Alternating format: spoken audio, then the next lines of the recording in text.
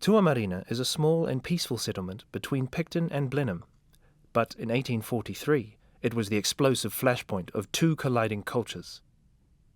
In the late 1830s, much of the Upper South Island belonged to the Ngāti Toa tribe. Two of its chiefs, Te Rauparaha and his nephew, Te Rangihaeata, had forcibly acquired the land from other iwi during the 1830s in a series of armed raids. One of the European settlers in the area was a whaling captain called John Blenkinsop. He negotiated with the Ngāti Toa chiefs to take wood and water from Cloudy Bay in return for the gift of a ship's cannon.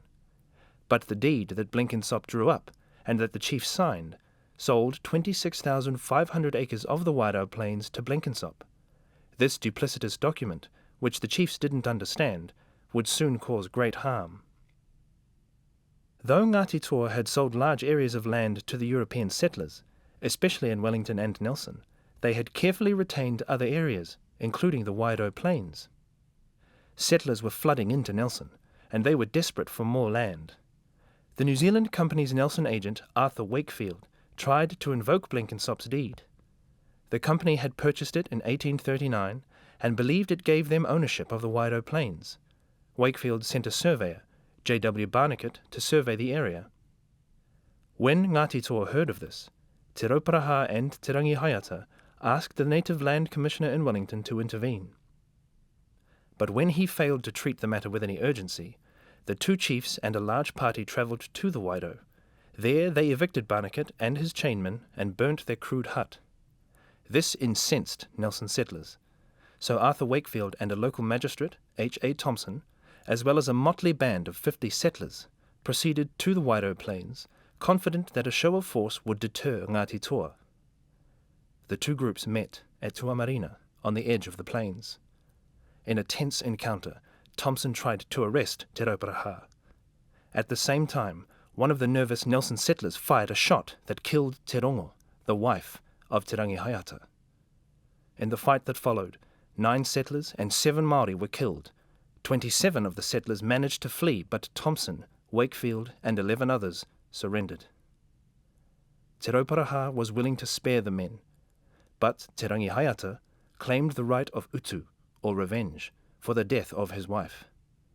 All the Europeans were bludgeoned to death, mostly by Te Rangihaeata. The survivors made their way back to Nelson. The European settlers in Wellington and Nelson became extremely nervous about what might follow, as a local newspaper noted. "We cannot but view with deep regret the futile attempt made to arrest a powerful chief without a sufficient force. That a party of persons, unaccustomed to warfare, should suffer defeat was no more than might be expected. But the effect will not end there. Blood has been shed on both sides, and we fear a spirit of hostility has been raised in the minds of the natives, which will be difficult to eradicate." The Ngāti Toa party returned home expecting reprisals, but Governor Shortland made no effort to punish the tribe. While this infuriated many settlers, Shortland lacked sufficient troops to be confident of winning against Ngāti Toa. Despite this setback, the settlers got the Wairau 3 years later in 1846. The new governor, Grey, seized Te Rauparaha and held him for almost 2 years as a prisoner without trial. Then he pursued Te Rangihaeata, who was forced to retreat to the Manawatu. As a condition of Te Rauparaha's release, Ngāti Toa had to sell the Wairau. Today, Blenkinsop's cannon sits in pride of place outside the Marlborough District Council office in Blenheim, and at Tuamarina, a monument to the surveyor Barnacket commemorates the role of surveyors.